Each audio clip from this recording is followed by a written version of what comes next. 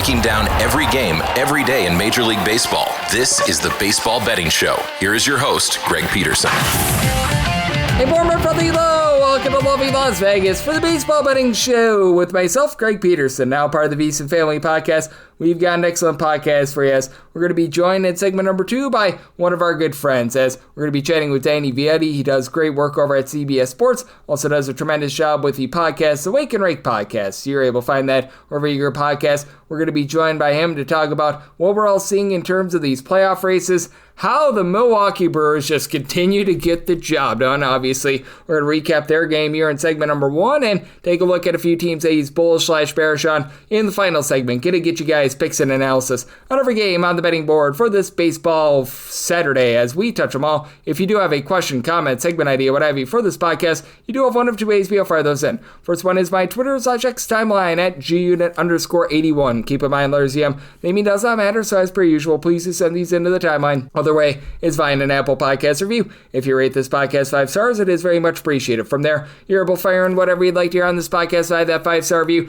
Did not get in any Twitter/X questions today, but everything is powered by Edge Boost. Edge Boost is making sure that bettors are able to have access to their funds whenever and wherever they want. Edge Boost makes sure that 100% of gambling transactions are approved, and if you go to edgeboost.bet, put in that promo code of Greg, Greg, that'll get you a dollar for dollar match on your first deposit up to $25. Now let's take a look back at everything that we saw in baseball on Friday. Try to find some trends and try to get to know these teams a little bit better. Games from yesterday is Greg buzzing about. Here is the rowdy recap. The Reds are the top under team in baseball, 45 overs, 72 unders, and 6 pushes, but this game goes way over, and the over was hit in the second inning as the Brewers go down 8-1 in the second inning. Jacob Misiorowski banged around like a piñata. He got 4 outs, he gave up 5 runs, all of which were earned. DL turned it up. Hall, he gave up 3 runs in 2 2/3 innings, but from there, the Brewers rallied 10-8. They are now on a 13-game win streak. Nick Mears, Aaron Ashby, Abner Uribe, Jared Koenig, Trevor McGill all lend a scoreless inning.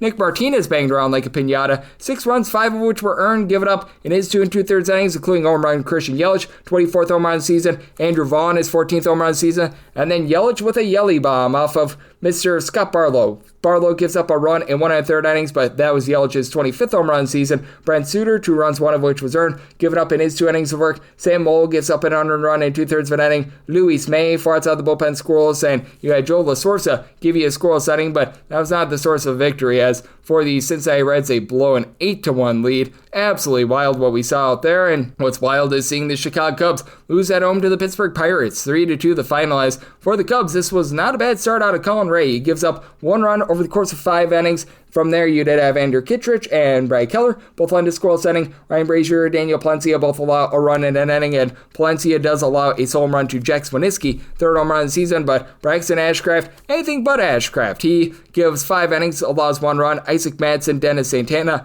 they combine for 3 scoreless innings, and Evan Sisk was able to give you a scoreless inning, so the Pirates find a way to be able to get the job done, and also being able to get the job done, the Philadelphia Phillies, 6-2 the final. Was a little bit of a rocky start for Zach Wheeler, gives up 2 runs over the course of 5 innings, including a home run to Dalen Lyle, 3rd home run of the season. Mackenzie Gore, solid start, 2 runs allowed in 6 innings, but the bullpen from there implodes. Connor Pilkington and Clayton Beater, they both get an out of the bullpen. They both allow 2 runs, and for Pilkington, he gives up a pair of home runs as Kyle Schwarber, a Schwarbaum, 43rd home run of the season. Bryce Harper, 19th home run of the season. From there, Orlando Robalta, 4 outside the bullpen scoreless. PJ Poulin, a scoreless inning, and for the Phillies, the bullpen was rock solid. You did have Yohan Duran come in. He only threw 4 pitches. He left due to a little bit of an ailment. From there, you did have David Robertson be able to lend a scoreless inning, but Tanner Banks, Ryan Kirkering, Matt Strom, they were all able to lend a scoreless inning, so they do find a way to persevere and get the job done. And also being able to get the job done, the Toronto Blue Jays, top record out there in the American League, 6-5 the final. As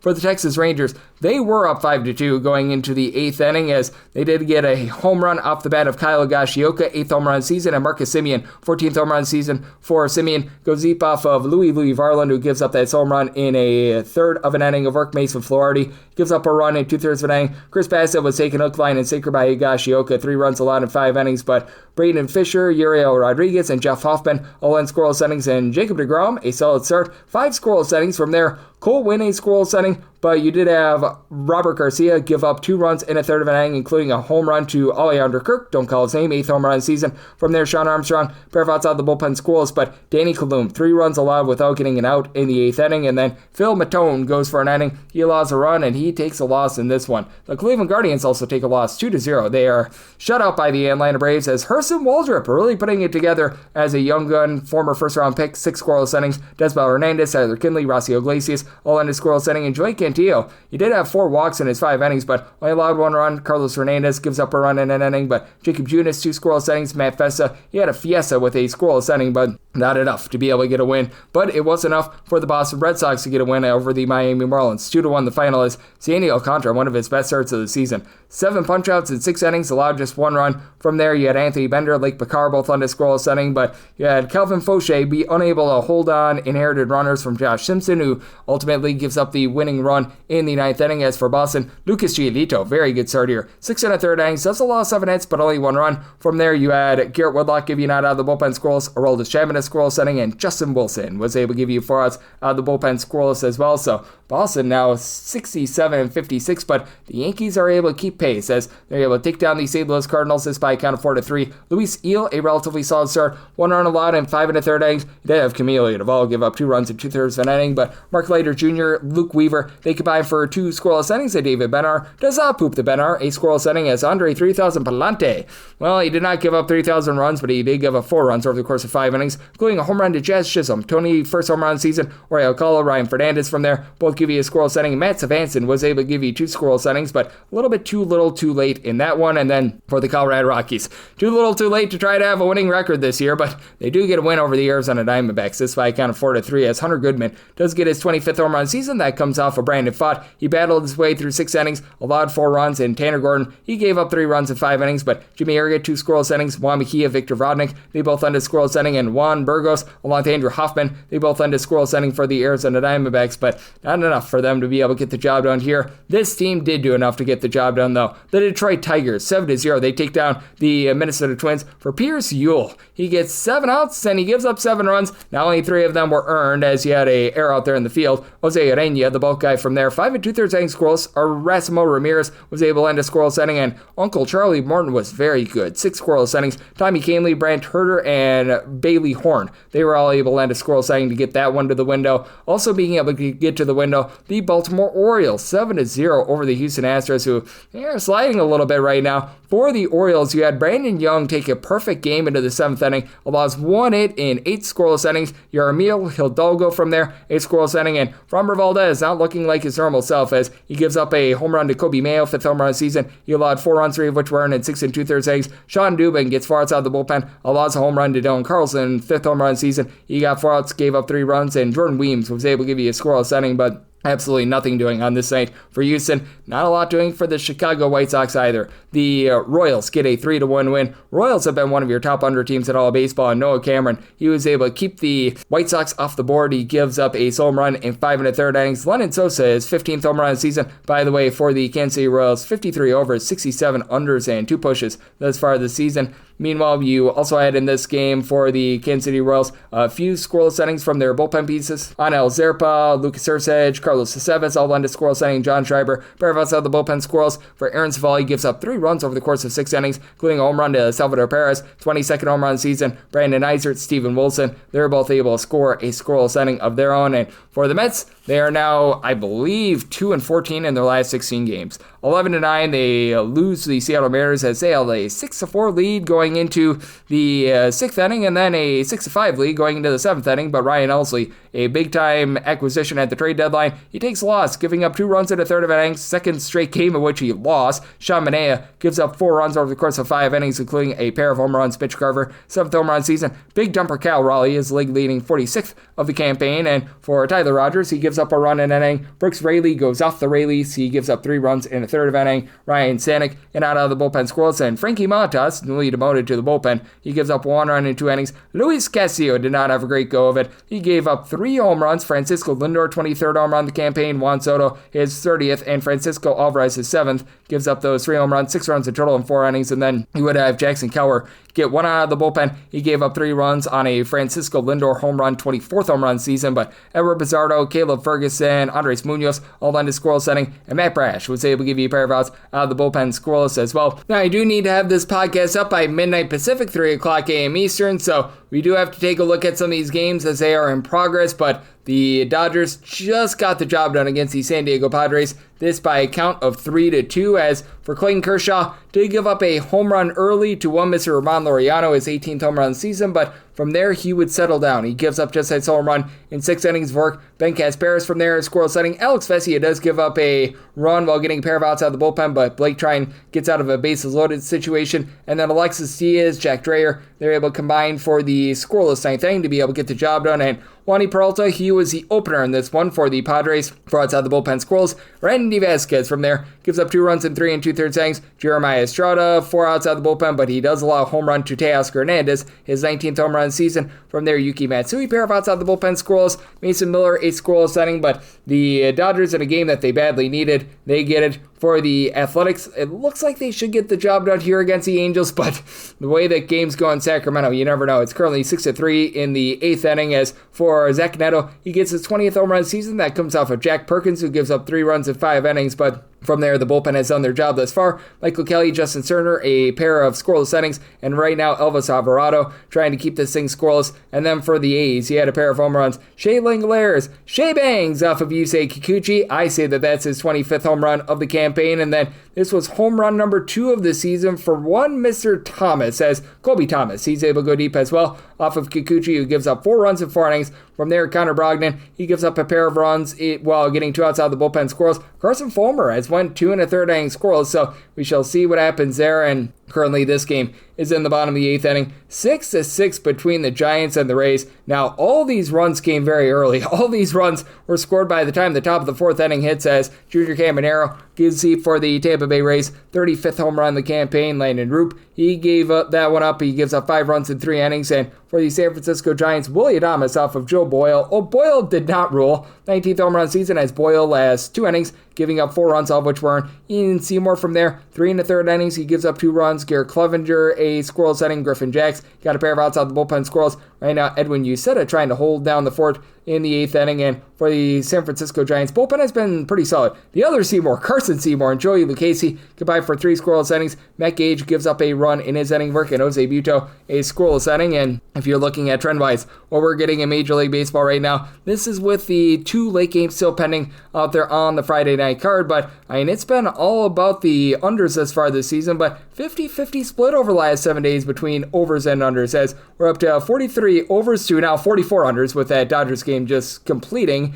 And for the money line favorites, hitting at about 54.7% in this time span, 47 and 39. Meanwhile, overall for the season, favorites are hitting at 56.8%, 1,027 and 781 on the money line. Meanwhile, the under rate, that's at about 51.9%, 908 unders to 842 overs. So that's what we're seeing in baseball right now. That's what we all got on Friday. So how about if we take a look at what we're all going to be getting with regards to playoff races moving forward, how the Brewers continue to surge, and so much more with Danny Vietti, who does such great work over at CBS Sports. On the flip side, right here on the Baseball Betting Show, it's myself, Greg Peterson, now a part of the Vietti Family Podcast.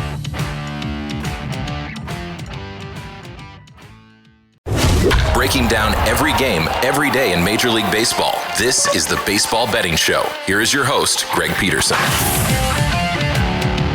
And we're back here in lovely Las Vegas for the Baseball Betting Show with myself, Greg Peterson, now part of the Vietti Family Podcast. Always great to be joined by this man, as we've got Danny Vietti aboard. He does such great work over at CBS Sports, taking a look at this great game that we all know and love of baseball. He also does a tremendous job with the podcast, the Wake Rake Podcast. He does that with Will Middlebrooks, a man that won a World Series with the Boston Red Sox, but in this podcast, we always know him as a man that once played for the Milwaukee Brewers as well, so we have to talk about that aspect and so much more. Danny, just such a wealth of knowledge when it comes to baseball. You're able to follow him on the old Twitter/X at his first and last name, Danny Vietti, last name spelled Vietti, and Danny, always a pleasure, my friend. Thank you. And I should be thanking you, man. Brewers fan. Brewers are on cloud nine right now. I mean, I'm honored to be in your presence right now because the Brewers are looking like the best team in baseball right now. So I have a feeling you're feeling pretty good.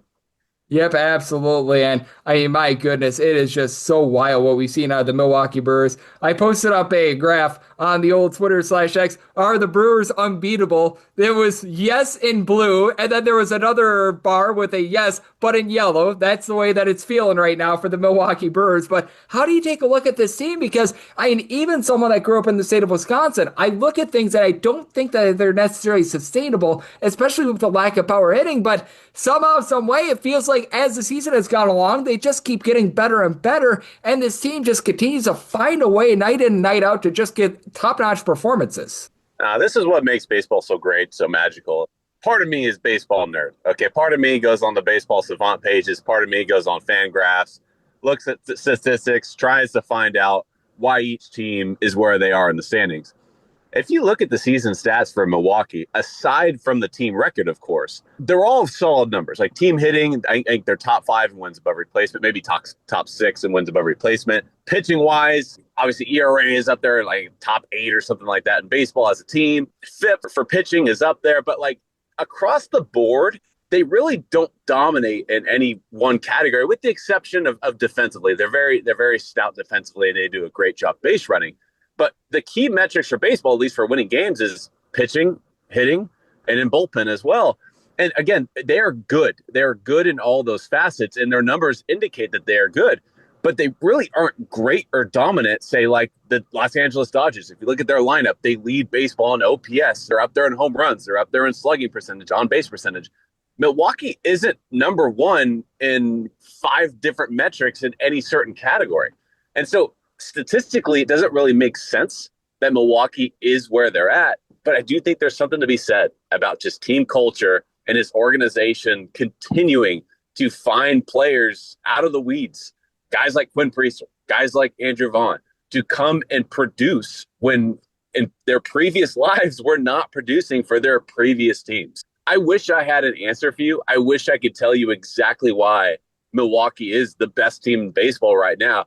The only thing that I can look at statistically to explain it is they are fantastic defensively. They are fantastic on the bases. They do not make mistakes, and they are fantastic hitting with runners in scoring position. Those facets is exactly what you need to be a winning ball club.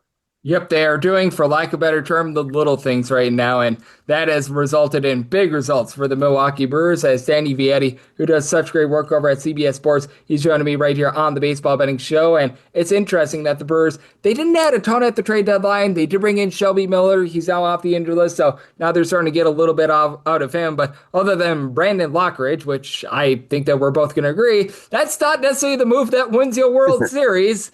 They really didn't add a whole heck of a lot. And how do you take a look at these teams post-trade deadline? We're about 2.5 weeks from it, and how these teams have been able to perform, because we saw one team that bought big in the Seattle Mariners really take off ever since the trade deadline. Yeah, Seattle in particular, I thought they, if not the winners of the trade deadline, definitely one of the winners of the trade deadline. Seattle has been a team that has had a World Series pitching staff intact for the past probably 3 seasons, really ever since they acquired Luis Castillo and brought up Logan Gilbert and have had these young guys in the mix. George Kirby, another one. Brian Wu. I mean, this staff is phenomenal. And that's to go along with Munoz in the bullpen, and a bullpen to go along with it that's been all-star fantastic all year long and has been for the past couple of years. But for whatever reason, Jerry Dipoto in that front office has not decided to pull the trigger on big-time free agents. They have had an invitation to come sit at the big boy table for years. The Dodgers, the Yankees, the Red Sox, they're inviting Seattle to say, look, come spend with us. Come be with the big boys here at the big table. And the Mariners have declined that invitation, at least coming into this year. They deserve credit for going out and getting Randy Arozarena at the trade deadline last year. But again, that's not really spending money. Arozarena is a pretty affordable player, knowing he hasn't hit free agency yet. Now, this season, again, they're not really spending money with the top dogs necessarily, but they were a lot more aggressive on the market at the trade deadline to go get Gino Suarez, to go get Josh Naylor. And now all of a sudden, you have a lineup with Cal Raleigh, Julio Rodriguez, Josh Naylor, Gino Suarez. That's to go along with some pretty B-plus players like your Jorge Polanco's, your Mitch Garvers. Like, solid players to go along with it. And so you're no longer asking Jorge Polanco, Mitch Garver to produce like A-level players. You're asking your A-level hitters to produce like A-level players. And so this lineup is all of a sudden looking very lengthy. And that's, again, to go along with a World Series type pitching staff. And I think Seattle right now, and I don't think this is recency bias because I have thought this for years. I think with this pitching staff, their ability to stay in games and their bullpen to go along with it, now you have some offensive firepower. I think Seattle is as dangerous as anybody, especially as we inch towards the postseason. Yep, and I think that it's big that for Seattle, they're just out there in what I think is one of the most open leagues I've ever seen in the American League because nobody's really running and hiding with this thing. The Red Sox have looked actually much better ever since the Rafael Devers trade, but for the Detroit Tigers, they're starting to regress quite a bit. The New York Yankees have been a mess over the last few months. Obviously, with the Houston Astros, it's been up and down. The Cleveland Guardians, all of a sudden, are actually making a little bit of a surge. I think that they've been very interesting because ever since the Emmanuel Clase situation, they've actually gotten a whole heck of a lot better. But how do you take a look at this American League where it feels like as long as you could get into the dance, if you could get into the postseason, you got a shot to make the World Series? No doubt. It seems wide open. And even the National League is looking like that now. I understand we just talked about Milwaukee and how hot they are. But you look at Milwaukee and their postseason success, there's not a lot of it. I think it's 58 seasons that the franchise has been in existence. I don't have the numbers in front of me. It's something like 4 playoff series victories. You might have that. Last time they made the World Series was in 1982.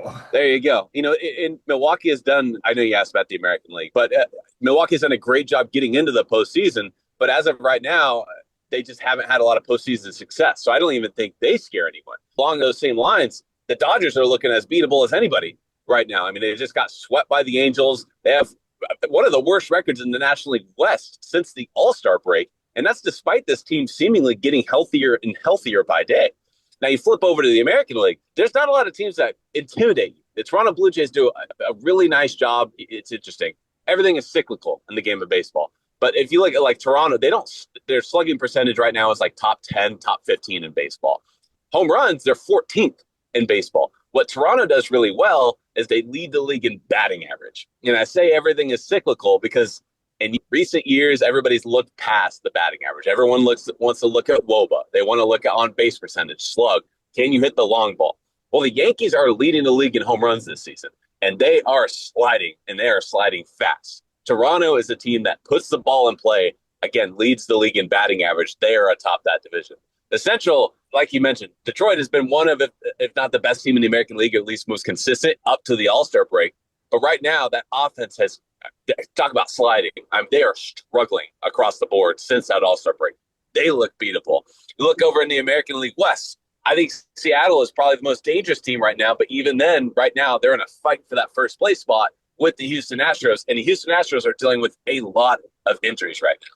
So I don't know if I answered your question in particular. I guess I'm more so answering your question with another question. But the reality is that in the American League, it seems wide open. And the National League seemingly seems to be just as wide open, despite the Brewers being undoubtedly the best team in baseball. Yeah, it's been so interesting to take a look at this entire landscape because out there in the National League as well, we mentioned with the Milwaukee Brewers, right now they have the best record in all of baseball. They're doing the little things well, but there's obviously the warts with them. I still am concerned about the fact that you don't have a lot of power hitting, as the lone healthy player in the lineup right now that has more than 12 home runs this year is Christian Yelich. But when it comes to the National League, I think that the Cubs are a very intriguing team that can make a little bit of a run. The Phillies got exactly what they needed in terms of Yohan Duran. When fully healthy, the LA Dodgers are probably the best team in all of baseball. That said, are they ever going to be fully healthy? We do not know that, and I think that for the National League as well, there's a lot of different nooks and crannies in there as well, and it's going to be very much matchup based as to what happens in terms of that postseason race as well. It feeds into our previous points of it. Just this is what I love about baseball. Like everybody was complaining that the Dodgers spent all this money and these billions of dollars. They went Betts, Ohtani, Freeman. They went and signed Teoscar Hernandez, Yoshinobu Yamamoto, Roki Sasaki, all these things. And people are claiming that they're ruining baseball. Well, as it turns out, we're 2/3 through the season, if not more. And the Padres are atop that National League West division. The Dodgers are looking far from to be the best team in baseball. And so that's what I love about this beautiful game, is because come postseason time, it's really not about records, because very rarely do we see the best record in baseball go on to win the World Series. The Houston Astros were kind of the lone exception a couple of years ago when they were able to accomplish that feat. But in general, like, the Dodgers have fallen short come postseason time and time again, with the exception of last season. But they have been the best regular season team seemingly every single season. What baseball comes down to is, do you get hot at the right time, and how healthy are you come postseason time? Because come postseason time, nobody cares who won the regular season awards. Nobody cares who won the division title. Nobody cares who had 107, 108 victories in the regular season. It's all about getting hot at the right time. Very few people had the Mets advancing to the National League Championship Series a year ago. Very few people had the Detroit Tigers making the postseason a year ago. They were not only made the postseason, they were able to win a postseason series. 2 years ago, 0 people had the Arizona Diamondbacks not only making it to the World Series, but also defeating the Philadelphia Phillies in the National League Championship Series. It's completely unpredictable. I always compare it to March Madness in college basketball. It's the most unpredictable sport in today's world. And that's what I love so much about baseball. It's completely unpredictable. Yep, it certainly is. And being someone that when baseball's not in session, I do college basketball, I always do appreciate that as well. So I love the crazy sports. I love the wild postseasons that we do have, as we do have Danny Vietti, who does such great work over at CBS Sports and the Wake Rake Podcast, joining me right here on the Baseball Betting Show. And I want to open this up to you a little bit, because we just talked about it, how open it is in the American League, how open it is in the National League. Is there a team or two right now that you just feel like they're starting to put it together? They're playing good baseball, and maybe you feel like they're undervalued right now, and they could be that Diamondbacks, they could be that Tigers from a season ago that makes a run into the postseason that not a lot of people are anticipating? San Diego seems to be hitting their stride at the right time right now. And call me West Coast biased, that's fine. I am over here in California, so I do tend to see the California headlines a bit more than the East Coast headlines. But with the exception of the Brewers, the Padres are probably playing the best baseball right now across the league, them in Milwaukee. Their lineup is healthy. Their trade deadline acquisitions, albeit with the exception of Mason Miller, they weren't like headlining moves like Ramon Laureano coming over from Baltimore, Ryan O'Hearn coming over from Baltimore, adding Mason Miller to that bullpen. It wasn't this massive blockbuster trade, but that is exactly what this team needed to compete. They needed to lengthen their lineup. They needed some depth to have some platoon options against right-handed and left-handed hitting pitchers. And A.J. Preller dominated at the deadline. I think he did a phenomenal job of addressing every void that this team needed to fill at the deadline. And I know he got some criticism trading away the number 3 overall prospect in Leo DeVry over to the Athletics for Mason Miller. But right now, San Diego is in a championship window. And right now, Manny Machado is not getting any younger. Michael King is going to be a free agent at year's end. Right now is an opportunity for San Diego to get greedy. This is a team that has made the playoffs in recent years. They've made the National League Championship Series. They are not trying to just get in. They are trying to win their first title in franchise's history. And right now, with the exception of the Brewers, they're playing the best baseball of anybody right now, and they have an opportunity right in front of them. Yes, they certainly do, and it's going to be a really fun next few months in baseball, Danny, because these races for the postseason are tremendous. I know you're doing an amazing job of taking a look at this great sport as well, so love to get people at home know it's all on tap for you and how people can follow along on social media and other platforms. Yeah, all the pennant races, all the division races, a lot of baseball content coming down the pipeline. You can follow all that on cbssports.com for the written work and at CBS Sports on your favorite social media handles. And Danny, he's doing an absolutely amazing job taking a look at this great sport of baseball, and every single time he joins me, he lends such great insights. So big thanks to Danny for joining me on the Baseball Betting Show, now part of the VSiN Family Podcast. And coming in next, it is that time of the podcast. They give you picks and analysis on every game on the betting board for this Baseball Saturday as we touch them all. Breaking down every game, every day in Major League Baseball. This is the Baseball Betting Show. Here is your host, Greg Peterson.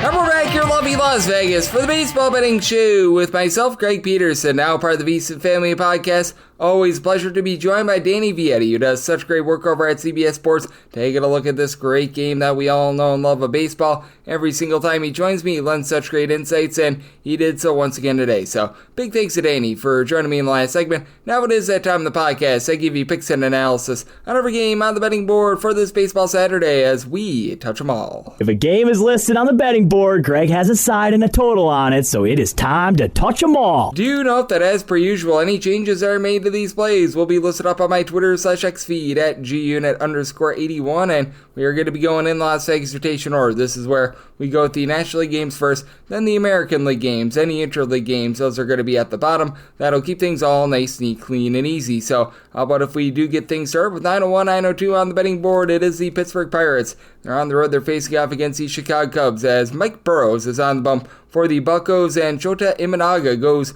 for the Cubs. Right now, seeing the Cubs between a minus 205 to a minus 210 on the money line. That initial run line price I'm seeing is a minus 105. And then for the Pirates, right around plus 170, plus 175 for them. Total is 9.5. The over is minus 105. The under is minus 115. I did set my total 9.8, so long as we can get a 9.5 or less, I'm going to be in on the over. And I set the Cubs to where I'd be willing to lay up to a minus 135 on the run line. So I'll be looking there. Now, do I think that Shota Imanaga is doing for some regression? I do, because he's really not getting a lot of swings and misses. Now, it was very encouraging that he got the 9 strikeouts in his start against the St. Louis Cardinals and has gotten some plus strikeouts in each out of his last 3 starts, but he is still allowing a lot of contact this year.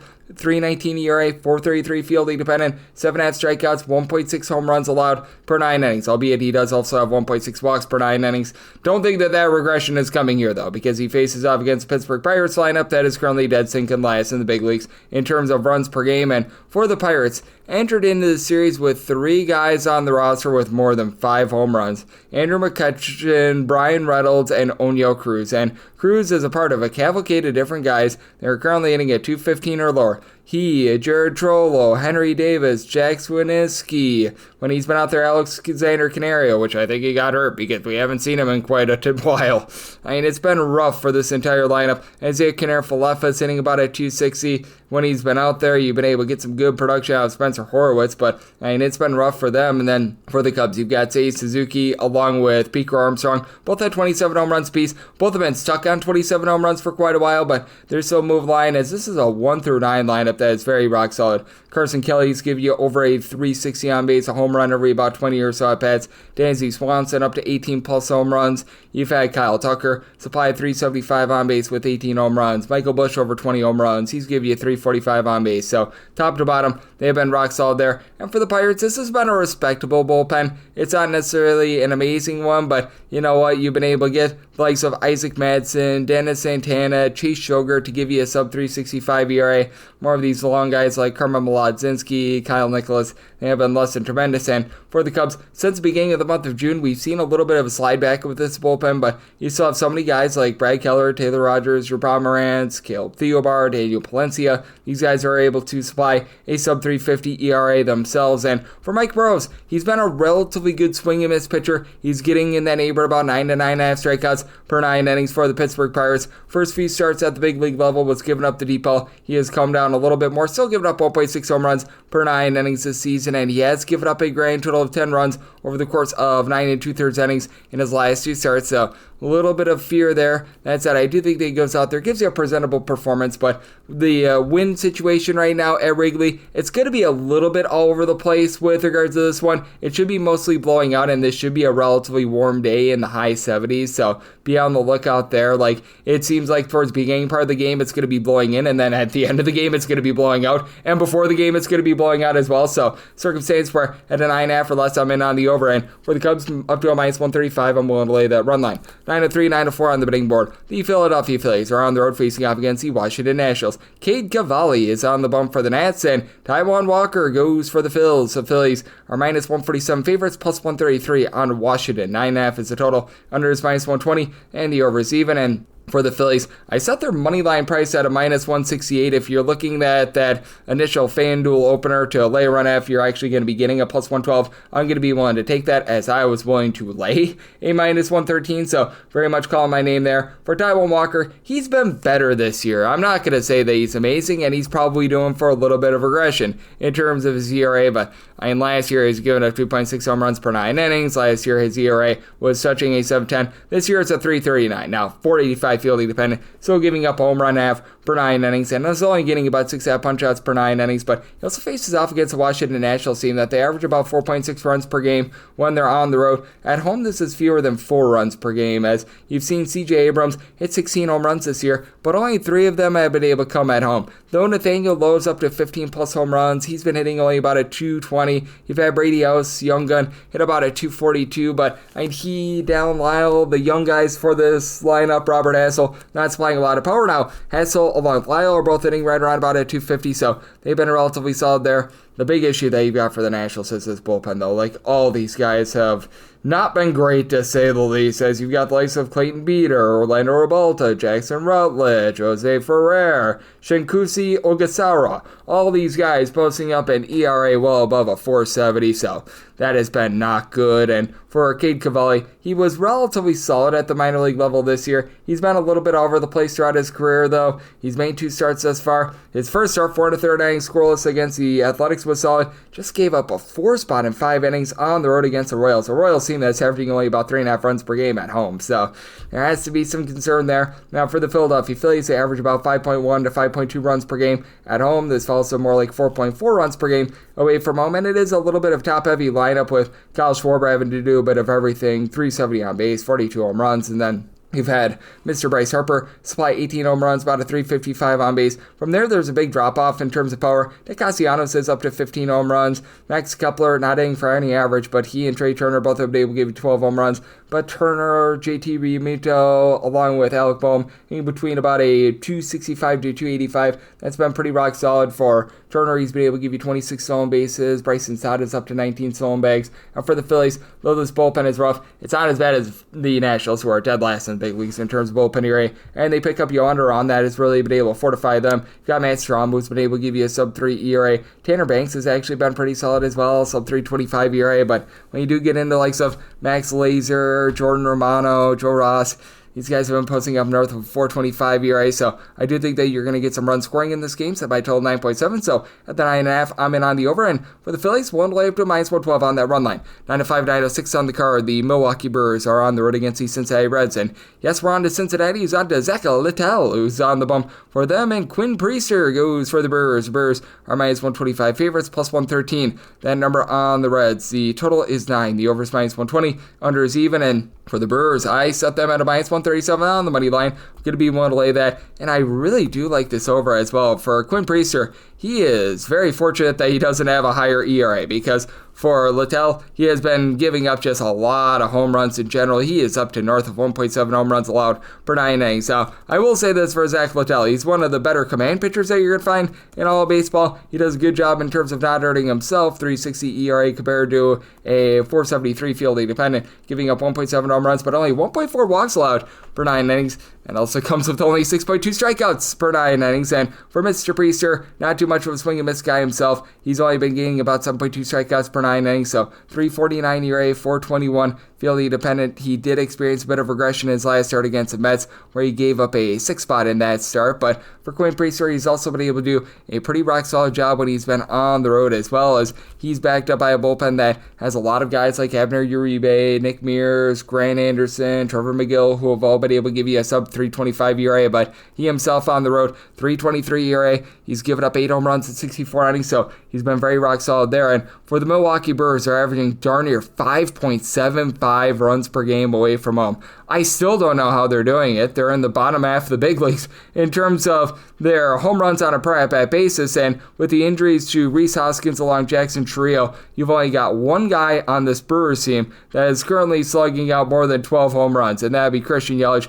who's been very rock solid this year, 23 home runs. He's been giving you about a 340 or so with regards to that on base, and that's the way that the Brewers are doing it. They just have a lot of guys in general that are moving line. I mean, you've got the likes of Blake Perkins, William Contreras, I mentioned Yelich, Sal Frelick, Bryce Terang, Isaac Collins, all give you at least a 338 on base, so they're doing a nice job in terms of moving line. And for the Cincinnati Reds, you've got really not a ton of power on this team other than Ellie De La Cruz. De La Cruz is up to 19 home runs, that on base percentage is hovering in the neighborhood about a 350, and then you've got TJ Friedel, Gavin Lux, both above a 355 on base. Not necessarily a ton of power out of either of these guys. Niavali Marte coming off the injured list, 8 home runs and 180 at-bats, hitting at 290. That's pretty rock solid. Austin Hayes has been a little bit shaky since coming off the injured list, but he's able to give you a double-figure amount of homers as well. And then for the Reds, it's a so-so bullpen. It's not great. It's not terrible. Emilio Pagan gives up a few too many home runs, but still, he's been able to do a nice job of keeping things out in front of him. As he, Tony Santillan, Luis May, Brent Suter have all been able to give you a sub 3.55 ERA, so they've been able to do a nice job holding down the fort for them. But that said, with Zach Littell, just the way that he's giving up a little bit too much contact, I think that that's going to lead to a lot of runs out there in Great American Small Park. So, circumstance where I did set the Brewers at a minus 137 on the money line, I'm going to be willing to lay it in. Did make my total 9.8, so right now seeing that initial opener of 9, even if we go up to a 9.5, I'm in on the over. 907, 908 on the card. The Colorado Rockies play Sears and the Diamondbacks. Ryan Nelson goes for the Saints. Chase Dollander is on the bump for the Rockies. The Rockies are plus 158 to plus 162 underdogs. Minus 180 to minus 190 is that number on Arizona. The 11.5 to 12 is the total. On the 11.5, the over is minus 120. The under is even. On the 12, the under is minus 120. And the over is even money. And if you're looking at that initial run line, I have to utilize the old FanDuel on this one right now. Find that at a minus 118, and I'd be willing to go up to a minus 131 on this run line. So I'm going to be looking at the Diamondbacks there for Ryan Nelson. He's been really good in terms of just not hurting himself. He's not going to blow you away with his swing and miss stuff or anything like that. For Nelson, he's been getting overall for the season right around about 7.5 to 8 strikeouts per 9 innings, but he's only giving up 2.5 walks and 1 home run per 9 innings. 3.46 ERA, 3.75 fielding dependent. Pretty steady Eddie guy. Did give up 5 runs in his last start on the road against the Texas Rangers, but prior to that, he had given up 2 earned runs or fewer in each out of his previous 4 starts. Should be a nice bounce back here, even though, as we know, Coors Field has the biggest ballpark factor in terms of elevating offense. It is a Colorado Rockies team that, even with that, they haven't been amazing with their offense when they've been at home this year. For the Colorado Rockies, obviously, they've been poor with their offense away from home, dead last in the big leagues in terms of runs per game when they're away from home, but even at home, they're averaging about 4.4 runs per game. That's clocking in right around about league average. You've had Mickey Moniak hit above a 300 at home. Alon Jordan Beck and Moniak has 7 plus home runs at home this season, and Hunter Goodman overall has 23 home runs. He's actually hit a few more home runs when he has been on the road rather than at home, but I mean, for Ezekiel Tovar, him being able to hit above a 350 at home is rock solid, but he doesn't really give you any power whatsoever. They trade away Ryan McMahon at the trade deadline, who he was one of their best hitters when he was at home, and you still have had quite a few guys like a Kyle Farmer really be struggling at home. Like at home this far this season, Kyle Farmer barely hitting above the Mendoza line of 200, so you do have a lot of issues there, and you just have a lot of issues in general with this Rockies bullpen. They're currently second worst in the big leagues in terms of bullpen ERA. Victor Vodnik has been able to give you a sub-4 ERA, but have a lot of other guys that are just not getting the job done for you right now. Anel Shavili has been dealing with a little bit of an injury. Seth Halverson, Ryan Rollison, you've got a lot of guys that are posting up an ERA well above a 450. You had Jake Bird rocking and rolling, but they traded him away at the trade deadline. And for the Diamondbacks, this is a similarly poor bullpen as they are in the bottom 5 of the big leagues in terms of their bullpen ERA. They trade away Shelby Miller at the trade deadline, so now you're looking at the likes of Kyle Bacchus, Juan Murillo, Jalen Beeks, John Curtis with 2 S's. A lot of guys posting up an over 4 ERA, but for the Diamondbacks, this has been a top 8 offense in terms of runs per game in all of baseball, albeit you have no more Eugenio Suarez along with Josh Chandler, but Geraldo Perdomo still providing about a 390 on base. Lourdes Gurriel has been able to give you 15 home runs, hitting about a 245. You'd like to see that go northward, but that's it for Corbin Carroll. 3 home runs in the last 8 games. He seems to be finding it after struggling a bit off the injured list. You've had Gabriel Moreno hit the injured list, but James McCann at the catcher spot has been pretty solid. Blaze Alexander right now give you above a 355 on base, and for Chase Dollander, he's been able to do a nice job of pitching when he has been on the road. At home, it's been a completely different story, though. For Dollander, he's got very big home and road splits, and he's got a lot of upside as a young guy. He's been at the minor league level, a good swing and miss guy. At the big league level, more like 7 strikeouts per 9 innings, albeit last start coming off the injured list, 1 run allowed in 5 innings on the road against the St. Louis Cardinals, but that feeds right into my point. For Dollander, when he has been on the road, pretty presentable pitcher, 3.95 ERA, giving up about 1.3 home runs per 9 innings. At home, he is giving up well over 2.2 home runs per 9 innings with a 9.37 ERA. So did set my total 11.4. I do think that he rounds into form a little bit more, so like that under, and the Diamondbacks on the run line. 909, 910 on the betting board. It is the Slam Diego Padres. They're facing off against the LA Dodgers. We do know that Dylan Cease is going to be on the bump for the Padres. Right now, it's looking like we should get Blake Snell for the LA Dodgers, so that's a little bit TBD, and that's a big reason why this game is presently off the board. Saw one initial opener with the San Diego Padres at a plus 120, minus 147 with the LA Dodgers with no total up there. And if you do indeed get this matchup, I'd be willing to go up to a minus 158 on the money line of the LA Dodgers, and if you're looking to lay a run at plus 125 or higher, I'd be looking at the LA Dodgers there, so would need at least plus 160 to take a shot on the Padres. And then 8 or less, I'd be in on the over, 8.5 or higher, the under. If you do look at this Dodgers lineup, it has been one that has been struggling a little bit ever since the beginning of the month of July, outside the top 12 in that time span in terms of runs per game, but a lot of those issues have been fixed ever since Max Muncy has come back into the lineup. For Muncy, he's been one of the better players in terms of on base in all of baseball with over a 350 on base. He's been able to do a nice job supplying 18 plus home runs, so love the way that he's elevating this offense. Obviously, Shohei Ohtani has been amazing, 390 on base, 43 home runs, he has been great. And then you've got Andy Paz along with Teoscar Hernandez, both at 18 to 19 home runs apiece. Paz has been able to 275, Freddie Freeman continues at a 300, Will Smith gets jiggy with it, over a 400 on base. So I mean, all in all, it is a lineup that is starting to round back into form, even with Michael Conforto having his issues this year. The big issue that you've got with the LA Dodgers has been the pitching, as for Blake Snell, last start out, he looked like the Blake Snell that we all know and love. He was able to do a nice job going 5 innings, 10 strikeouts, no runs allowed against the Toronto Blue Jays, albeit he did have 3 walks, and that's a big concern you always have with Blake Snell. He's only made 4 starts this far this season. He has given up 3 plus walks in 3 out of those 4 starts, but still, he does a nice job of being able to keep teams off the board, and when it comes to him coming off the injured list, that first start you want to fade him. After that, he typically rounds into form, but he still doesn't have a great bullpen around him. Kirby Yates along Tanner Scott are currently on the injured list. Ben Casparis has went straight down the toilet, both over a 4.50 ERA. Anthony Banda right around about a 3.40 ERA. Jack Dreyer, Alex Vesia, both of these guys sub 3 ERA. They've been able to do a rock solid job, but that's actually been the strength of the San Diego Padres. They are currently number 1 in all of baseball in terms of bullpen ERA. Even with having Robert Suarez blowing a few games this season, they still have had a lot of guys that have just gone out there, give you a sub 275 ERA. David Morgan, Jeremiah Estrada, Adrian Morejon, Jason Adam, these guys have been able to do a rock solid job with that regard. And for the Padres, the big issue for this team has been the deep ball. They have been in the bottom 7 in the big leagues in terms of home runs on a per at-bat basis. They do address that at the trade deadline, though. You bring in Ramon Laureano, you bring in Ryan O'Hearn, a pair of guys that will be able to give you 14 plus home runs, both supplying over a 335 on base. That helps out quite a bit. Manny Machado has been able to supply 20 home runs with about a 360 on base. Fernando Tatis Jr., 370 on base with 17 home runs. Xander Bogaerts has been hitting darn near 300 since the beginning of the month of June. So you got guys that are starting around in a form. Jake Cronenworth, 360 on base, so you do like to be able to see that. And for the San Diego Padres, it's just a case of, can Dylan Cease be able to get online? Because for Dylan Cease, this has been a no good, very bad, terrible year for him. But if you look at the advanced numbers, he actually should be doing for quite a bit of positivity. For Dylan Cease,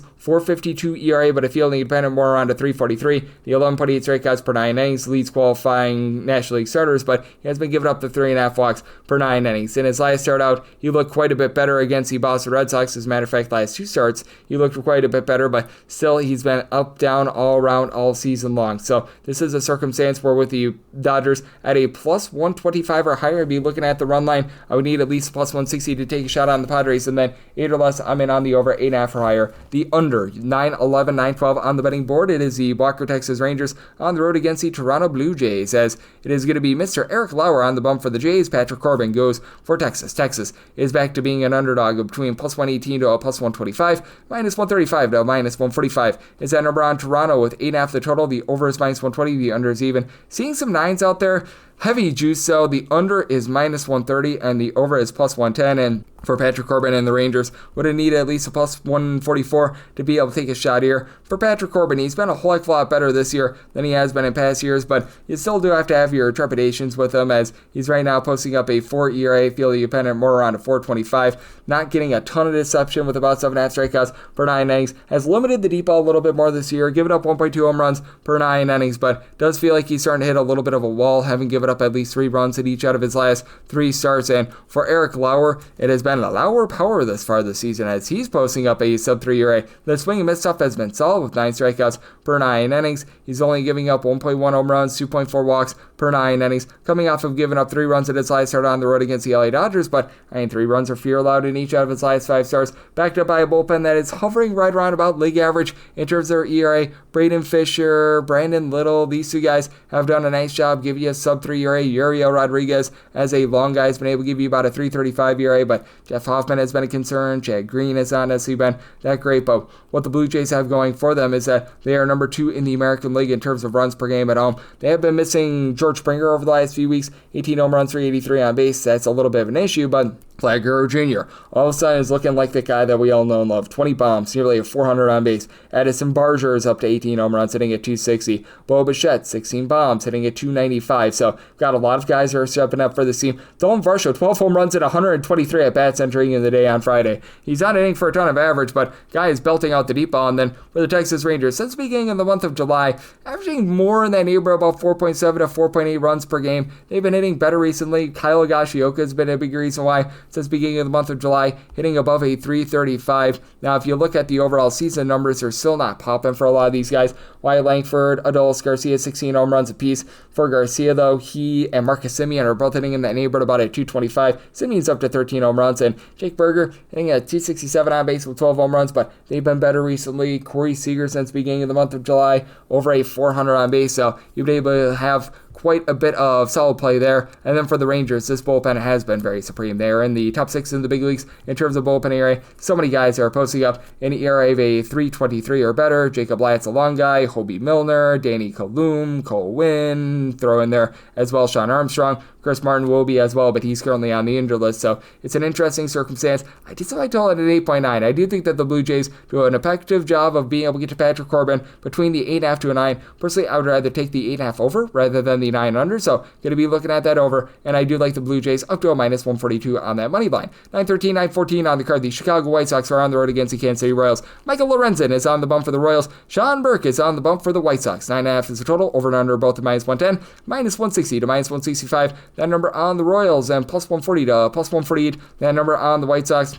made the Royals on the money line a minus 186. Pretty much I was willing to take anything of a plus 105 or higher on the run line. Right now, that initial FanDuel opener is showing that we've got ourselves a little bit of value there, as to lay run half right now with the Kansas City Royals, you're going to be getting that more around about a plus 122, so sign me up there. For Sean Burke, he just isn't a guy that I necessarily have a lot of faith in, because the command has been a bit all over the place for him, as he's currently issuing 4.2 walks per 9 innings. The swing and miss stuff isn't bad, but it's not like it's great. 8.4 strikeouts per 9 innings, giving up 1.3 home runs per 9 innings, 4.26 ERA, 4.70 fielding dependent, albeit he's been on a nice run recently, giving up 300 runs or fewer in each out of his last 5 starts. But I do think that for the Kansas City Royals, even though this team is dead last in the big leagues in terms of runs per game at home, they're averaging between 3.4 and 3.5 runs per game at home, that they're going to be able to get to them a little bit here, as you've been able to have Salvador Perez round into form. He and Vinny Pasquantino both up to 20 plus home runs for Perez since the beginning of the month of July. He's been able to hit well above a 275 after just a miserable start to the season. Bobby Witt Jr.,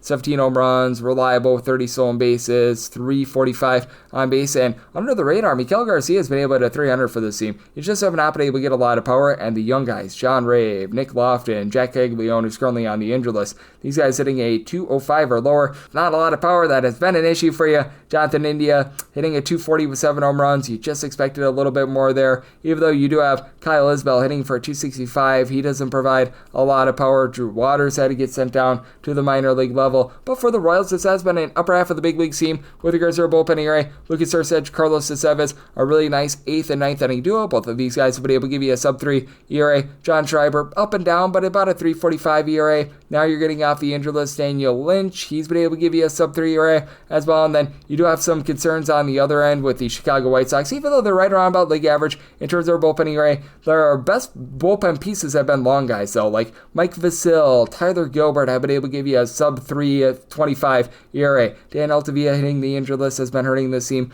a little bit. And then you do have more of the likes of Brandon Iser, Jordan Leisure posting up an ERA above a 4. And for the Chicago White Sox, really the main concern that you've got for this team, a lack of offense, as they are in the bottom 5 of the big leagues in terms of runs per game. Lennon Sosa hitting at 275 with 14 home runs has been rock solid. Edgar Quiero, Mike Tauchman, both hitting in that neighborhood about a 270 to 280. And Tauchman is up to a 370 on base. And then you do have a trio of guys between 12 and 14 home runs. Luis Robert, Andrew Benintendi, Miguel Vargas, but all 3 of these guys are hitting at 226 or lower, and they're just full of a bushel full of guys. They're hitting below a 227 for this team. They're on there Michael A. Taylor, Joshua Palacios, Josh Rojas. Got a lot of guys that are not necessarily giving you a lot. Brooks Baldwin as well, so it's been a bit of an issue for them. And Michael Lorenzen, not a guy that's going to give you a wipeout stuff for anything like that. As a matter of fact, Michael Lorenzen has been a guy that I've been looking to fade last few seasons. 461 ERA compared to a 455 fielding dependent. 7.5 strikeouts per 9 innings, 1.5 home runs per 9. But do think that he goes out there, gets the job done against a rough Chicago White Sox team. So I'm willing to take a run line of plus 105 or higher on the Royals.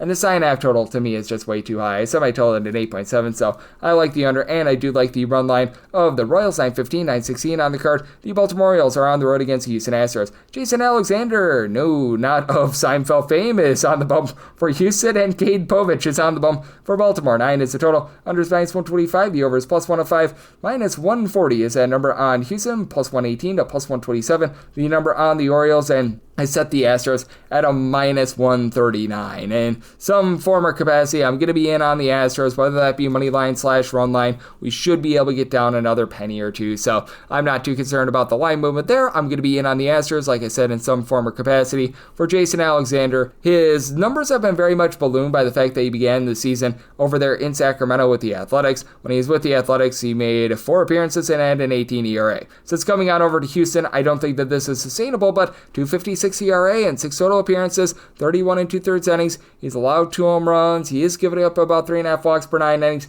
Not much of a swing and miss guy. He's only been getting about 7 strikeouts per 9 innings, but he's holding down the fort, and he's doing it with a bullpen that supports him really, really well. You've got the Bryants, Brian King, Brian Abreu, along with Bennett Sosa, Stephen Okert, Josh Hader. All these guys give you a sub 3.30 ERA, so he's in good hands there. When John Dubin's been out there, he's been pretty solid as well. Then for the Houston Astros, it is an offense that has been a little bit hit or miss. You know they're not really going to strike out, but you do have a lot of guys that you wish that they would take their base a little bit more. Christian Walker, Yenier Diaz, both with between 16 and 17 home runs apiece, but both with a 302 on base or lower. Jose Altuve looking like the guy that we all know and love, 21 home runs, hitting at 285. Jeremy Pena coming off the injured list, hitting above 300. That's magnified even more by the fact that Isaac Paredes is on the injured list, but even something like a Jake Myers is hitting at 300, so that's been pretty solid for this unit. And then for the Baltimore Orioles, this team is averaging about 3.55 runs per game away from home. That is actually dead last in the American League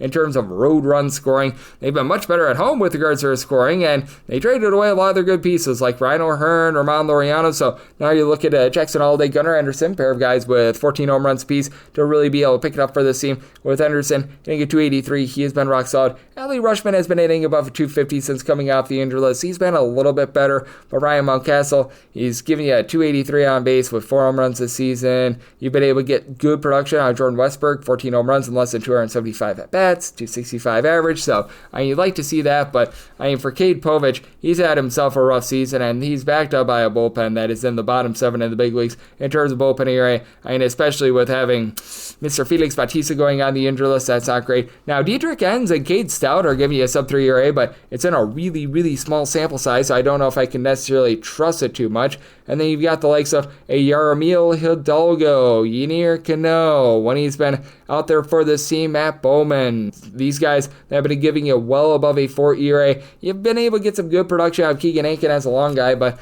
in the bullpen, shall we say, triumphs have been very few and far between for this team. And then with Mr. Cade Povich, he is getting strikeouts, 9.4 strikeouts per 9 innings, but he's also giving up about 1.4 home runs per 9 innings, a little bit over 3 walks per 9, so that's a big concern for you. Now with Cade Povich, when he has been on the road this far this season, he's actually been able to do a pretty presentable job, 363 ERA. He's given up on the road only about 0.9 home runs per 9 innings, so I think they can go out there, hold down the fort. I set my total at 8.8, so right now seeing those 9s, I'm going to be in on the under. And with the Houston Astros up to a minus 138 is what I'm going to play on that money line. 917, 918 on the card. The Detroit Tigers are on the road facing off against the Minnesota Twins. Sebby Matthews goes for Minnesota. Casey Mize goes for Detroit. This is a relatively pick'em game with Detroit and Minnesota both between minus 105 to a minus 110, and total is 8.5. Under is minus 115. Over is minus 105. And for the Tigers, I set them at a minus 132. So I'm going to be looking at them on the money line. For Sebby Matthews, I actually do think that he's doing for a lot of positivity. He has been able to get a lot of good swings and misses, over 10 strikeouts per 9 innings for Matthews, and it's not like he's doing a terrible job in terms of giving up a lot of home runs or anything like that. He's been giving up 1.4 home runs per 9 innings, which you'd like to see that be a little bit lower, but it's not to the point where it should be a 5.11 ERA. The fielding dependent, it's more around about a 3.34, so I do think that there's positive regression coming for him, and we've seen it the last few starts, giving up a combined 4 runs on the road against these very Tigers and against the New York Yankees. Meanwhile, for Casey Mize, he's just been a steady Eddie guy, not a guy that's going to wipe you out with his swing and miss stuff or anything like that, about 7.9 strikeouts per 9 innings, but he's only giving up about 2.4 walks per 9 innings. He has allowed 1.4 bombs per 9, so 3.50 ERA compared to a 4.20 fielding independent, and we have seen him regress just a little bit, 3+ runs allowed in 3 out of his last 5 starts, but now gets to go up against a Minnesota Twins lineup that is very much gutted right now. As for the Minnesota Twins, you trade away some of these guys like Harrison Bader and company at the trade deadline, so they're relying upon Byron Buxton, who's been giving you about a 340 on base. He's done a nice job pounding out over 23 home runs thus far this season, and Royce Lewis, since coming off the injured list, has been quite a bit better. He's now been able to give you a batting average that's been right around about a 270 since coming off the IL, so that's been a little bit of an improvement. Got Trevor Larnach, who's up to 16 home runs, hitting about a 245. Matt Wallner, though, he's hitting just a 215, albeit he's been able to give you 16 home runs, but not a lot of guys that are really producing for the team. Now you're going to be looking at Deshaun Kiersey. Luke Hackshiel has actually hit above a 300 since they called him up, so he's been pretty solid for this unit. Christian Vasquez hitting below the Mendoza line of 200 is not great, and what else is not great for the Minnesota Twins is this bullpen, as they are currently in the bottom 8 in the big leagues in terms of ERA, traded away all their top guys. So now you're looking at the likes of Justin Topa, Michael Tonkin, Cole Sands, Cody Funderburk, a whole bunch of guys that have just not been able to get the job done, other than Tonkin, who's right now dealing with injury. All these guys above a 3.55 ERA. And for the Detroit Tigers, since the beginning of the month of June, they have been a bottom 6 team in the big leagues in terms of their bullpen ERA. Tommy Kahnle has been an absolute mess for them. Really, outside of Will Vest and Brant Herter, you have not been able to have a lot of guys give you a sub 3.50 ERA.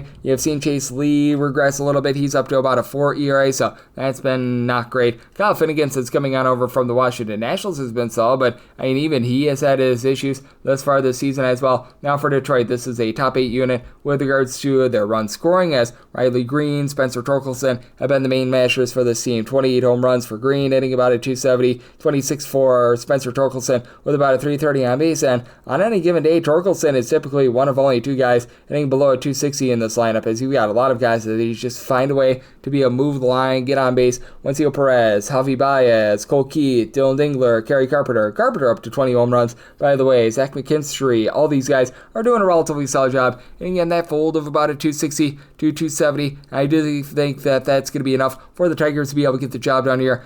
Did make the money line at minus 132, so I'm going to be willing to take a shot on that Tigers money line, and I'm going to be also in on this total under as well, so my total at an 8.4.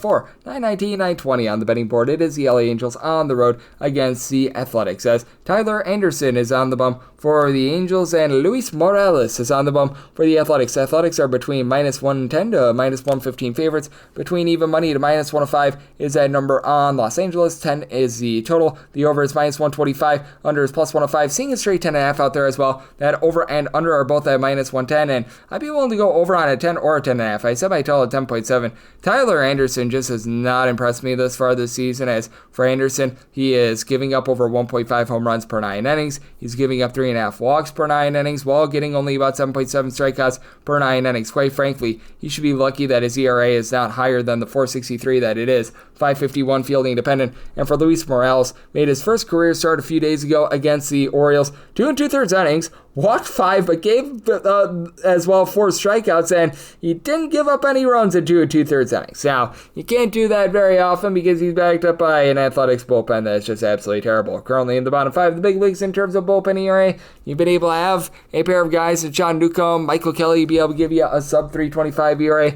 Elvis Alvarado has honestly not been bad for the team as well, but you just have a lot of guys that have gone out there and knocked down their job, like, I don't know, Tyler Ferguson, Justin Sterner, guys like this, posting up well above a 4.50 ERA, the long guy in this, Waldo Beto. It's been not great to say the least, but for the Athletics, what you do have is quite a few guys are able to mash the ball out of the park, as you've got a quartet of guys between 22 and 24 home runs. Tyler Soderstrom, Brent Rooker, Shea Langolaris, and Nick Kurtz, allowing at least a 262, with Kurtz leading the way, 381 on base, 272 apiece for Langolaris and Brent Rooker, and then you've been able to have Lawrence Butler be able to give you 17 stolen bags. He's up to 16 home runs, albeit that batting average is down to a 233, and the bottom of the lineup can be a little bit, shall we say, less than trustworthy for the team. Something like Denzel Clark hitting for a 275 on base. You could use a little bit more there, but this is a lineup that does have quite a bit of pop. And for the LA Angels, this is an all-or-nothing lineup. They are currently in the bottom 6 in the big leagues in terms of their on-base percentage, but their top 6 team in terms of home runs on a per-at-bat basis, as Taylor Ward has been incredible in terms of pounding out the deep ball, 29 home runs, and now he's up to about a 320 on base, so you do like to see that. Joe Adell sets fire to the rain with 25 home runs, but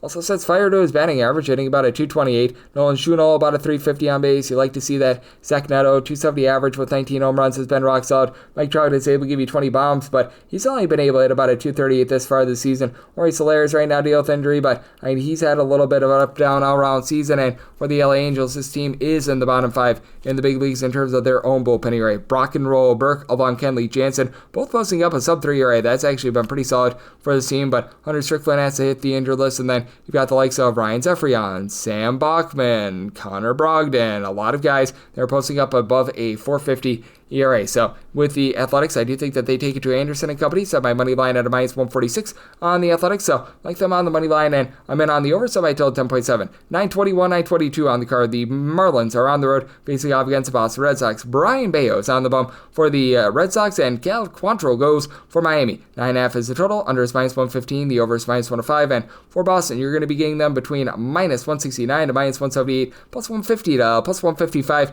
That number on the fish. And if you're looking to lay a run-half right now with Boston, you're going to be finding that at a +106.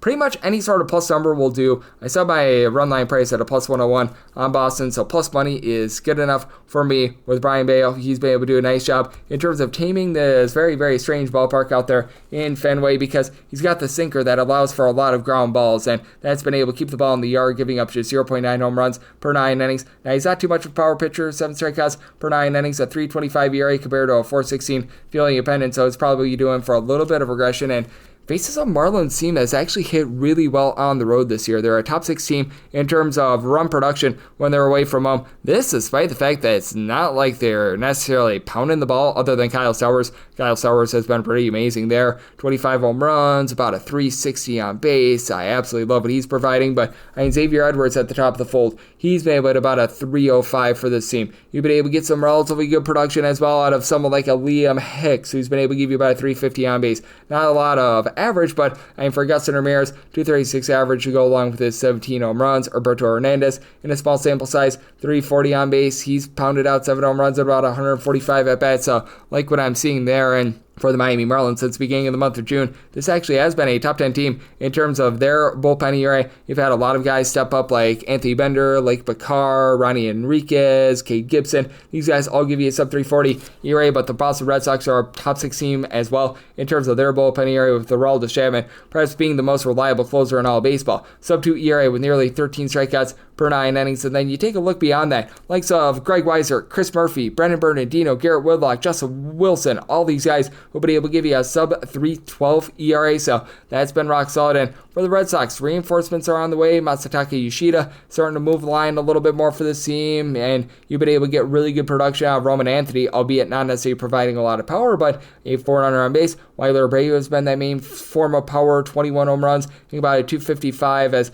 got a lot of guys hitting between about a 250 to 263 for the team. Ceddanne Rafaela, Jaron Duran, obviously Abreu I just mentioned before, Carlos Narvaez just below that, but Abraham Toro at a 249. So got a lot of guys that they find a way to be able to move the line, with Stories up to 18 home runs this far this season. And for Cal Quantrill, this is just a guy that pitches to a little bit too much contact, and he's not quite the guy that he was a few seasons ago when he was able to keep the ball in the yard a little bit more. For Quantrill, 5.09 ERA while giving up about 1.4 home runs per 9 innings, only about 6.8 punch-outs per 9. Now, the fielding independent is more around about a 450, but do think that the Red Sox do a nice job going out there and getting it to them. So I did set my total 9.6 here at the 9.5. I like the over, and the Red Sox at any sort of plus number on the run line.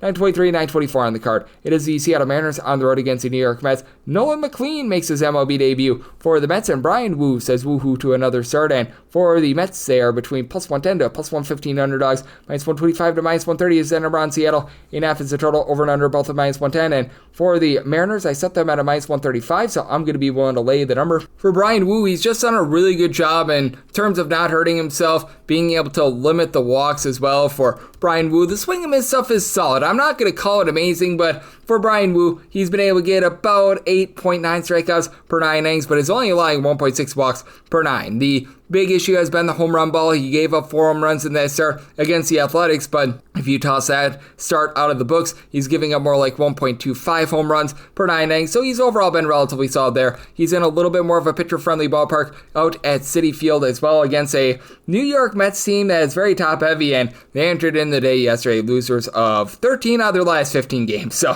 things have not been going well for the New York Mets, to say the least. I will say, top of the lineup has still been pretty solid for this team, as you've got a quartet of guys with at least 20 home runs: Brandon Nimmo, Pete Alonso, Juan Soto, Francisco Lindor. And for Nimmo, Lindor, and Soto, only between a 249 to a 252 entering in the day yesterday, though Soto has been able to give you closer to about a 370 on base, and then Jeff McNeil is sitting for about a 340 on base. But the big issue is what you're getting at the bottom of the lineup. Francisco Alvarez is starting to pick it up a little bit, hitting about a 250, but Cedric Mullins, even with his 16 home runs, he's hitting about a 225. Mark Vientos is hitting a 230. When Tyrone Taylor's been out there, he hasn't been able to give you too much either. And for the Seattle Mariners, you do have a little bit of a fear that this is an all or nothing lineup, because Eugenio Suarez has seen his batting average drop. He and Cal Raleigh both hitting below 245, but Raleigh is still giving you about a 350 on base, and obviously 45 home runs is 45 home runs, and in the case of Suarez, 37 bombs is 37 bombs, but you've got Dom Canzone hitting above a 280. JP Crawford has been able to give you around 365 on base.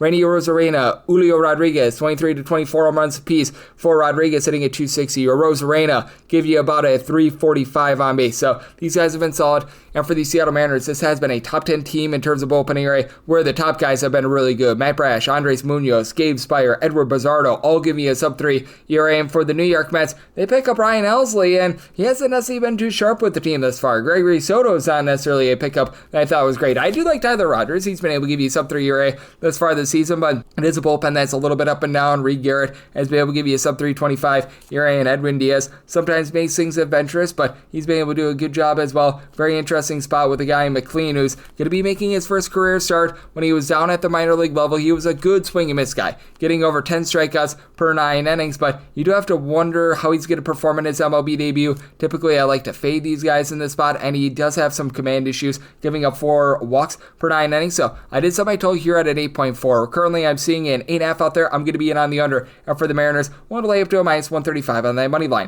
925, 926 on the card. The Guardians play host to the Atlanta Braves, as Joey Wentz hopes to have the Guardians bunting in pain, and Slade Sony goes for Cleveland. Cleveland's a minus 110 to a minus 115 favorite. Between even money / minus 105 to a plus 102 is that number on Atlanta. 8.5 is the total, over and under both at minus 110. And For the Guardians, I set them at a minus 139. I'm going to be willing to lay it.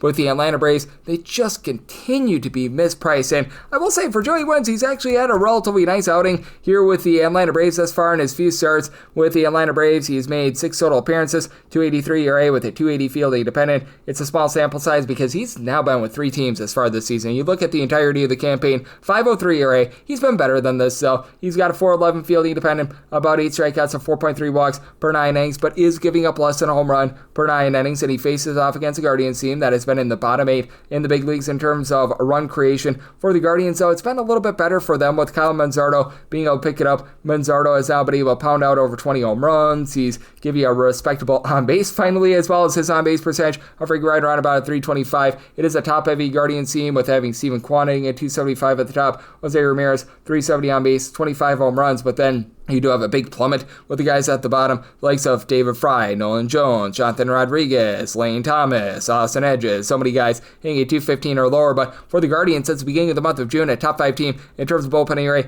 even with Emmanuel Clase out of the fold, you've had Cade Smith, Eric Zabrowski, Nick Enright really lock things down towards the back half of games. Sub-3 ERA. Kobe Allard is at a sub-3 ERA. He's been a relatively good long guy. Hunter Gaddis has been a bit all over the place, but it feels like he's starting to find himself as well. And then for the Atlanta Braves, this has been a bullpen that has been a bit of a nightmare recently. You've had Pierce Johnson do a solid job along Dylan Lee of providing a sub-325 ERA, and Desmond Hernandez, when he's been out there, has been solid with about a 250 ERA, but then you got the Dodd father, Dylan Dodd, Raciel Iglesias, Rafael Montero when he was out there, because that guy has bounced around with, I believe, 5 different teams thus far this season, so you've got a lot of guys that they're trying to mix and match with. It's just not working, and for the Braves, they're in the bottom 10 in the big leagues in terms of runs per game, with Ronald Acuna Jr. now being out of the lineup. You've got Marcell Ozuna, Matt Olson, both between 19 to 20 home runs, both above a 360 on base, so these guys have been solid, but if though Michael Harris is out to 13 home runs, a 271 on base is just not cutting it. Ozzie Albies, he's up to about a 300 on base with 10 home runs, but still had a disappointing year. Nick Allen is hitting a 220 with 0 home runs. That's just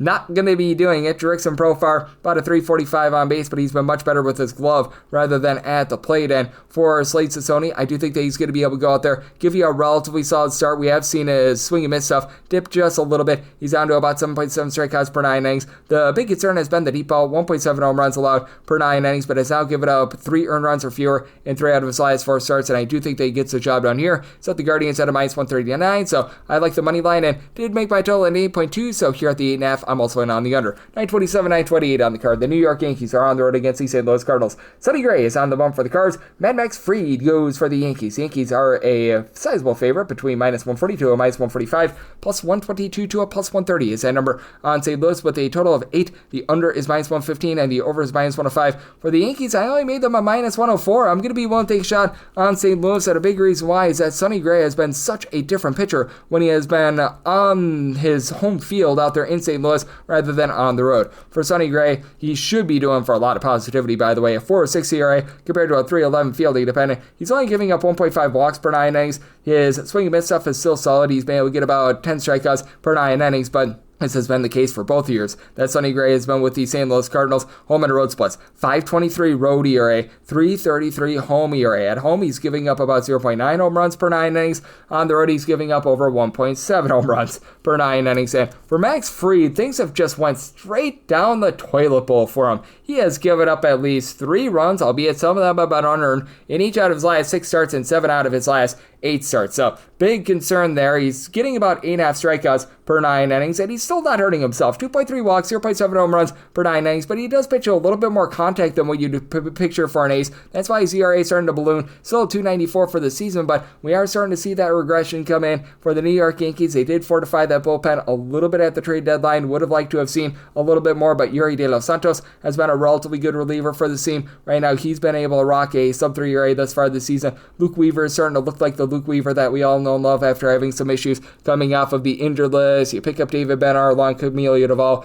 Benar has been pretty solid thus far. Duvall has been a bit hit or miss. You've got still the likes of someone like a JT Brubaker who you don't necessarily trust in, Jota Loaiza over a 4 ERA, but for the Yankees, this is a lineup that certainly has firepower. Aaron Judge, 444 on base with 38 home runs. Obviously, he's gotten the job done for this team. But then you've got Jazz Chisholm, Trent Grisham, Cody Bellinger, all between 20 to 22 home runs. Chisholm, he's seen a bit of a dip in terms of his average, but still give you a 332 on base. Bellinger along Trent Grisham, both doing a solid job moving the line. For Bellinger, hitting a 270. For Grisham, about a 345 on base. But even though Anthony Volpe gives you 18 home runs, he's hitting a 219. Even though Austin Wells gives you 15 bombs, he's hitting a 206 with a 264 on base. Giancarlo Stanton hitting darn near 300. He's been able to supply now 12 home runs at 144 at-bats. That's been a nice welcome addition for this team, but I do think that for the St. Louis Cardinals, their bullpen is going to be relatively on point here. You've got a lot of guys that will come in, give you a sub-325 ERA. Even though they trade away Ryan Elsley at the trade deadline along with Phil Matone, you still have had the likes of Jojo Romero, throwing their Matt Savanson, Riley O'Brien, these guys who have been able to give you a sub-325 ERA, so I do think that they're going to be able to go out there, get the job done, and for the Cardinals, the big issue that you've had with this team,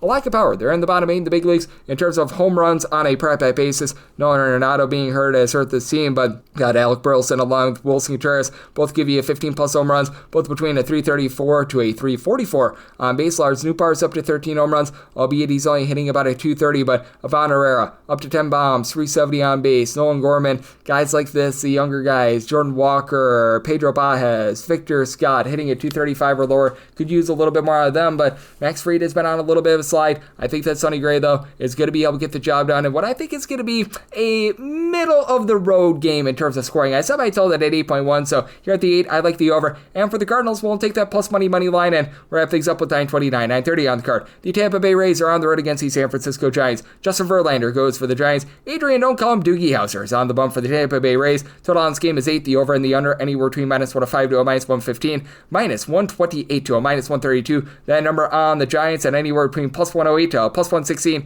is that number on the Rays. I did set my money line price at a +113, so being able to get that +116, I am in on the Tampa Bay Rays. We are starting to see a bit of regression with Adrian Hauser, which I can't say that I'm necessarily too surprised here, as Adrian Hauser was pitching above his skis when he was with the Chicago White Sox. In his 2 starts with the Tampa Bay Rays, has allowed 9 runs in 10 2/3 innings, but still overall for the season, 284 ERA, that backed up by 374 fielding dependent. He hasn't given up the deep ball with 0.6 home runs per 9 innings allowed, but he's not really getting a lot of whiffs, only about 6.1 punch-outs per 9 innings, and has given up now 3+ runs in each of his last 4 starts, but he faces a San Francisco Giants team that is currently dead last in the National League in terms of runs per game at home, and it's just a case where the Rafael Devers deal has not worked out for them. For Rafael Devers, we now have a pretty large sample size with him in a Giants uniform of 49 games, 8 home runs. He's supplied the team with a 231 average and a 343 on base. You just expected a little bit more there. Matt Chapman's up to 16 home runs, but hitting just a 230, albeit that on base percentage more around about a 335.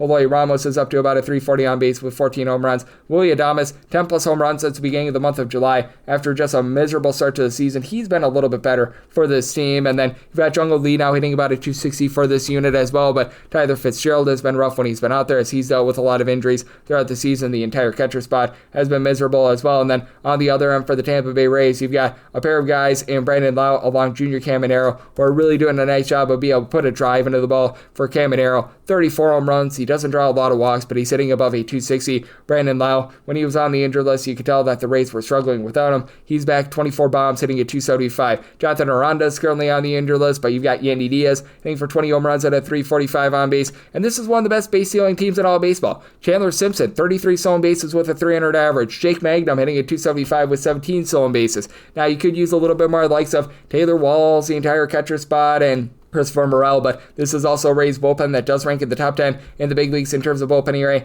Not sure why Eric Orze is currently at the minor league level, but he is. But you still have quite a few guys like A.P. Fairbanks, Garrett Clevenger, being able to get the job done, being able to give you a sub-350 ERA. Ian Seymour, a young gun who's only seen like 10 appearances. He's been pretty solid for the team as well. And for the Giants, if you look at the overall season numbers, top 5 team in terms of bullpen ERA, this is not the same bullpen that we were seeing towards the beginning part of the season, though, as right now you've got Eric Miller on the injured list, Tyler Rogers, Camilo Duvall, they get traded at the trade deadline. So Randy Rodriguez rocking a sub-2 ERA. And they did pick up Jose Buto from the New York Mets. He's been able to give you sub-350 ERA, but now you've got the likes of Carson Seymour, Spencer Bivens giving you about a 350 ERA. And Justin Verlander at this point is just wash. 8 strikeouts per 9 innings. He's actually not doing a bad job of keeping the ball in the yard, giving up about 1.1 home runs per 9 innings, but we've seen the walks go up to about 3 walks per 9 innings, 453 ERA, feeling dependent relatively in line with that. So being able to get a plus 114 or higher on the Rays. I'm going to be willing to take a shot on that money line and did sell my total at an 8.4. So here at the 8, I'm also in on the over, and that'll wrap things up for the Saturday edition of the Baseball Betting Show, now part of the VSiN Family Podcast. A big thanks to our good friend Danny Vietti of CBS Sports, along with the Wake Rake Podcast, for joining me in the last segment. If you do like hearing from this fine podcast, Baseball Betting Show, you're able to subscribe wherever your podcast, Apple Podcasts, Google Play, Spotify, Stitcher, and TuneIn. If you have a question, comment, segment idea, what have you for this podcast, you have one of two ways we fire those in. First one is my Twitter / X timeline at gunit_81. Keep in mind, letters CM, naming does not matter, so per usual, please do send these into the timeline. And the other way is find an Apple Podcast review. If you rate this podcast 5 stars, it is very much appreciated. And then from there, you're able to fire in whatever you'd like to hear on this podcast via that 5-star review. Coming at you guys every single day on this podcast throughout the regular season and the postseason. And I'll be back with you once again tomorrow. Thank you.